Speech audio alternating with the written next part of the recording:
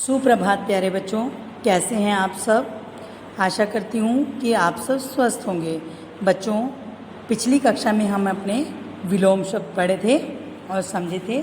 आज की कक्षा में हम अपने पर्यायवाची शब्द पढ़ेंगे।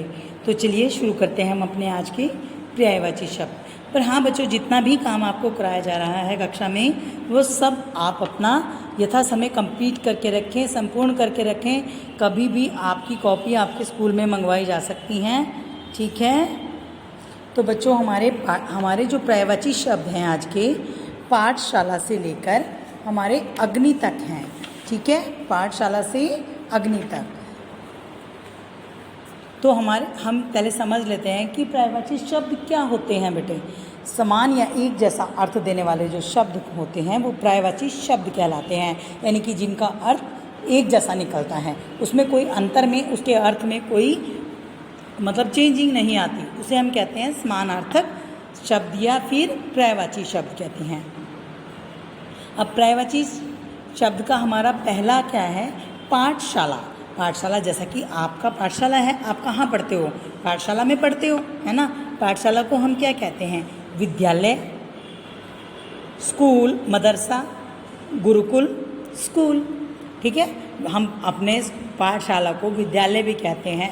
मोमडन बच्चे जहाँ पढ़ने जाते हैं, मदरसा है ना, गुरुकुल जहाँ पर जो कुछ बच्चे गुरुकुल में पढ़ने जाते हैं, जहाँ पर आचार्य लोग पढ़ाते हैं, और स्कूल, इन सब को हम क्या कहते हैं, होते ये सब पाठशाला का ही पर्यायवाची, लेकिन इनका पाठशाला का अर्थ सबका यही है।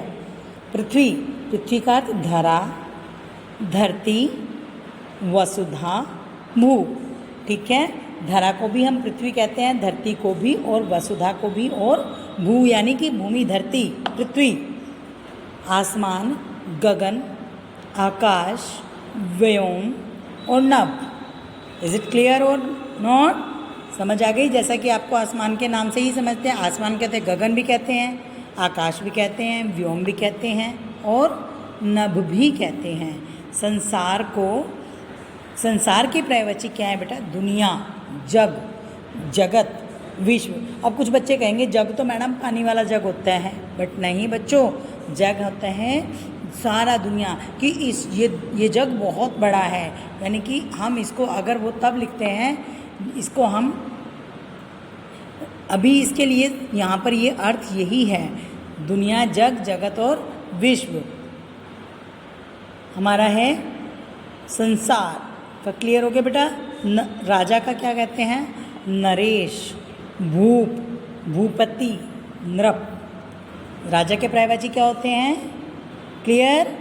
वर्षा यानी कि बारिश, जैसी वर्षा के नाम से ही पता है कि बारिश, वृष्टि, बरखा, बरसात, किसी भी नाम से हम इसको बुला सकते हैं। तो इन सब का अर्थ एक ही होता है, दिन, दिवस, वार, वासर और दिवा, ठीक है बच्चों। रात का पर्यायवाची क्या होता है? रात्रि, निशा, रजनी, यामिनी। क्लियर? नेक्स्ट है बच्चों हमारा सुबह। प्रातः, सुबह जैसे हम सुबह उठते हैं, है ना, तो प्रातः उसको बोलते हैं प्रातः, भोर, सवेरा, प्रभात। अब सरदारों में कभी कभी जब वो पीछे आपको पता है जुलूस निकलते हैं, तो उसको क्या बोलते, प्रभात फेरी हो रही है, प्रभात फेरी, प्रभात यानी कि सुबह, सुबह सुबह 4 बजे 5 बजे से ये निकलना शुरू हो जाता है, उसको बोलते हैं हम प्रभात, प्रभात फेरी। शाम, साय, संध्या, सांझ। हवा का पर्यायवाची क्या होता है बेटा? हवा का पर्यायवाची है पवन, समीर, बयार और अनिल। क्लियर? पवन, समीर, बयार, अनिल। और अग्नि का आग, अनल, पावक।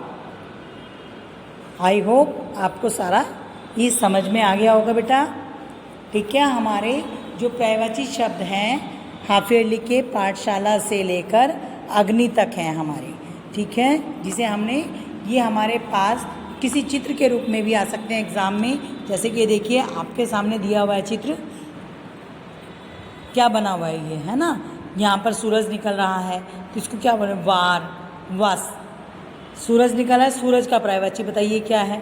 अब सूरज का पर्यायवाची हमें देखो, हमें सूरज का पर्यायवाची पता होगा तभी तो हम लिखेंगे।